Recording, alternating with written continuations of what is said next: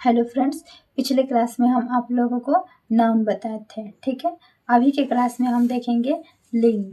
ठीक है, लिंग किसे कहते हैं? लिंग किसे कहते हैं पहले परिभाषा समझेंगे। तो लिंग किसे कहते हैं? तो संज्ञा के जिस रूप से स्त्री या पुरुष जाति का ज्ञान हो, संज्ञा के जिस रूप से स्त्री या पुरुष जाति का ज्ञान हो उसे लिंग कहते हैं। ठीक है, हिंदी में लिंग दो टाइप का होता है। ठीक है, हिंदी में दो टाइप के होता है, लेकिन संस्कृत में बताए थे लिंग तीन टाइप के होता है। कौन कौन सा? स्त्रीलिंग, पुल्लिंग, नपुंसक लिंग। ठीक है, हिंदी में दो होता है, स्त्रीलिंग और पुल्लिंग। हिंदी में लिंग दो प्रकार के होता है, पुल्लिंग और स्त्रीलिंग। ठीक है, जिससे पुरुष जाति का बोध हो उसे पुल्लिंग कहेंगे, जिससे पुरुष जाति का बोध हो उसे क्या कहेंगे? पुल्लिंग कहेंगे, जैसे लड़का, राजा, घोड़ा आदि। स्त्रीलिंग किसे कहते हैं? जिससे स्त्री जाति का बोध हो, जैसे लड़की, रानी, घोड़ी आदि। ठीक है, अब समझेंगे हम लिंग भेद। लिंग भेद में क्या समझेंगे? लिंग में अंतर करना सीखेंगे। ठीक है, एक ही प्रकार के दिखने वाले शब्दों में लिंग भेद निम्न प्रकार से किया जाता है। एक ही प्रकार के दिखने वाले शब्दों का मतलब क्या होगा, अभी हम एग्जाम्पल में नीचे बताएंगे, तो सब कुछ आपको लोगों को क्लियर हो जाएगा। ठीक है, तो कह रहा है कि एक ही प्रकार के दिखने वाले शब्दों में लिंग भेद निम्न प्रकार से होता है। और ये किस आधार पे होता है? तो तीन टाइप के, तीन प्रकार से होता है, तीन आधार पर होता है। कैसे?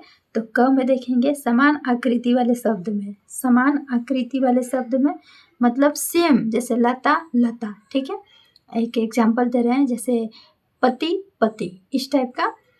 ख में कह रहा है कि एक ही अर्थ के घोतक, एक ही अर्थ के घोतक निम्न शब्दों में। ठीक है, अर्थ एक ही होगा लेकिन शब्द जो है भिन्न भिन्न होगा। ठीक है, ग में कह रहा है कि अर्थ भेद के कारण, अर्थ भेद के कारण उत्पन्न स्थितियों में। ठीक है, अर्थ और भेद, ठीक है, दोनों में क्या होगा? अर्थ और भेद के कारण उत्पन्न स्थितियों में। पहले क को समझेंगे। समान आकृति वाले शब्द में, क में क्या है? समान आकृति वाले शब्द में।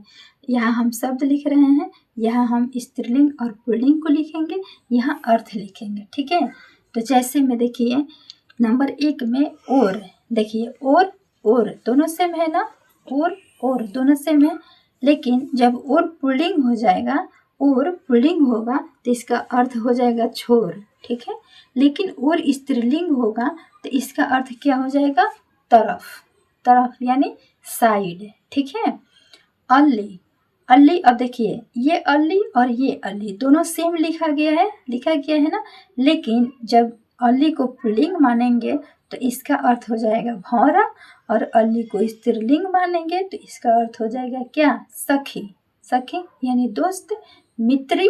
ठीक है, उदासी, देखिए अब ये उदासी और ये उदासी दोनों सेम है, कोई अंतर नहीं है, कोई डिफरेंट नहीं है, लेकिन उदासी को जब पुल्लिंग मानेंगे तो इसका अर्थ हो जाएगा सन्यासी। ठीक है, और उदासी इसको स्त्रीलिंग मानेंगे तो इसका अर्थ हो जाएगा क्या? खिन्नता। ठीक है, खिन्नता। फोर में देखिए ये कलम हुआ और ये कलम हुआ, कलम कलम दोनों सेम है, लेकिन जब कलम को पुल्लिंग मानेंगे तो इसका अर्थ हो जाएगा क्या?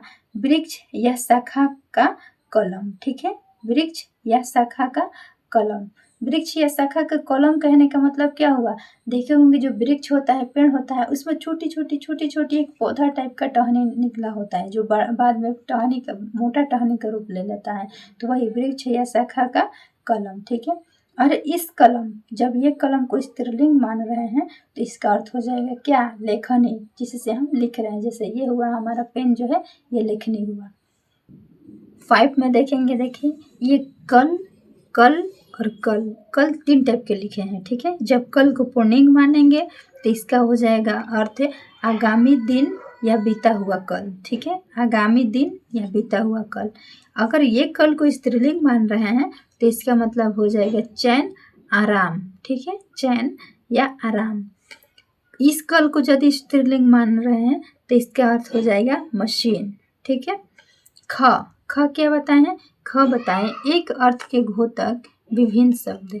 एक अर्थ के घोतक विभिन्न शब्द कहने का मतलब क्या हुआ? एग्जाम्पल में इधर देख रहे हैं, ये हुआ शब्द और यह हुआ स्त्रीलिंग पुल्लिंग और यह अर्थ। ठीक है, तो देखिए एक अर्थ के घोतक भिन्न शब्द, इसका भी मतलब नेत्र मतलब भी आँख होगा आँख मतलब भी आँख होगा, लेकिन नेत्र और आँख दोनों शब्द में स्त्रीलिंग पुल्लिंग कौन होगा, इसी चीज़ को पहचानना है। तो देखिए ये नेत्र जो हुआ पुल्लिंग हुआ, इसका अर्थ आँख हुआ, और ये जो आँख है इसका ये जो है ये स्त्रीलिंग हुआ, इसका भी अर्थ क्या हुआ, आँख हुआ।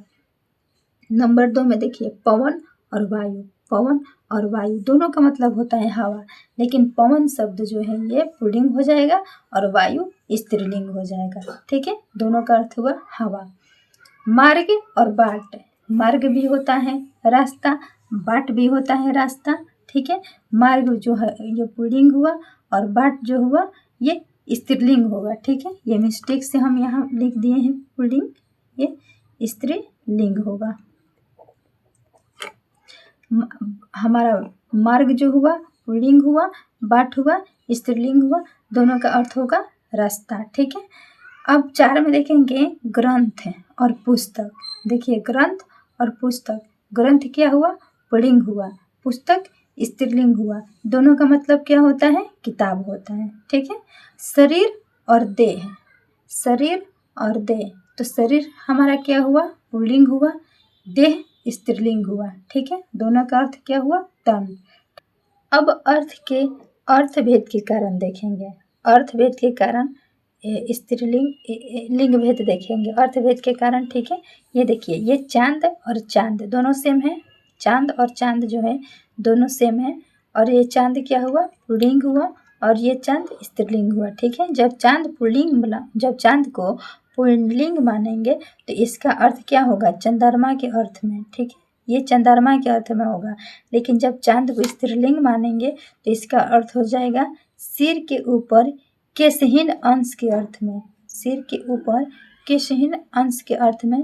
कहने का मतलब होता है कि जिसके सर पे बाल नहीं है, जिसको कभी कभी चंडुल भी बोला जाता है। ठीक है, तो सिर के ऊपर केशहीन के अंश के अर्थ में, यानी जिसको चंडुल बोला जाता है, या जिसके सर पे बाल नहीं है, चारों तरफ बाल है लेकिन सर पे जो है ऊपर वाला पोर्शन है वो बाल नहीं है।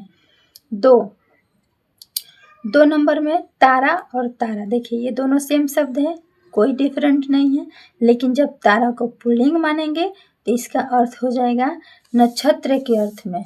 ठीक है, नक्षत्र के अर्थ में।